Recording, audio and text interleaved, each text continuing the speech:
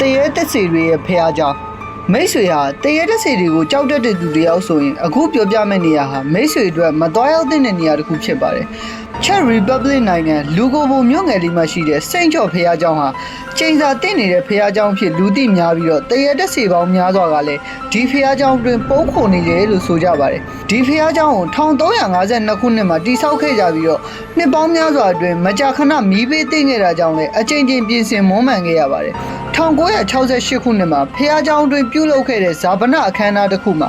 ဖះเจ้าရဲ့အမိုးဟာပြိုကျခဲ့ပြီးတော့ထိခိုက်ဆုံးရှုံးမှုတွေလည်းအများကြီးကြုံတွေ့ခဲ့ရပါတယ်တဘာဝလုံးဖြစ်စဉ်တွေလည်းမကြာခဏဖြစ်လေရှိတာမို့လို့ဒေသခံတွေကတော့ဒီဖះเจ้าတွင်ဝင်ရောက်ဖို့အရန်ကြောက်ရွံ့ကြပါတယ်ဒီလိုနဲ့ဖះเจ้าဟာလူသူကင်းမဲ့လာခဲ့ပြီးတော့ဖះเจ้าတွင်မှာရှိတဲ့ဘာသာရေးနဲ့သက်ဆိုင်တဲ့ပကြီကားတွေရုပ်ထုတွေနိုင်တွေနဲ့ခေါင်းလောင်းတွေကလည်းအခိုးခံခဲ့ရပြီးတော့ဖះเจ้าကလည်းတဖြည်းဖြည်းနဲ့ဟိုးရင်ကားတဲ့ပို့ပြီးပျက်စီးလာခဲ့ပါတယ်2012ခုနှစ်မှာတော့အနုပညာကျောင်းသားတဦးဖြစ်တဲ့ Jacob Hedrava အင်္ဂလိပ်နဲ့ပြုလုပ်ထားတဲ့ဝိညာဉ်ရုပ်ထုတွေကိုဖះเจ้าတွင်မှာလာရောက်ထားခဲ့ပါတယ်အဲ့ဒီရုပ်ထုတွေကပုံသဏ္ဍာန်အမျိုးမျိုးရှိပြီးတော့ဒုတိယကမ္ဘာစစ်မတိုင်ခင်ကအဲ့ဒီနေရာမှာနေထိုင်ခဲ့တဲ့ဂျာမန်လူမျိုးတွေရဲ့မကျွတ်မလွတ်သေးတဲ့ဝိညာဉ်တွေကိုကိုစားပြုတယ်လို့လည်းဆိုပါတယ်လွန်ခဲ့တဲ့10စုနှစ်4ခုအတွင်းမှာလည်းဒီနေရာမှာချောင်းလန့်မှုတွေမကြာခဏဖြစ်တတ်တာမို့လို့မိတ်ဆွေသားဝိညာဉ်တွေကိုမြင်မှုခြင်းတဲ့သူတူဆိုရင်တော့ဒီနေရာကိုကျင်းတွေတွားရောက်လည်ပတ်တင်ပါတယ်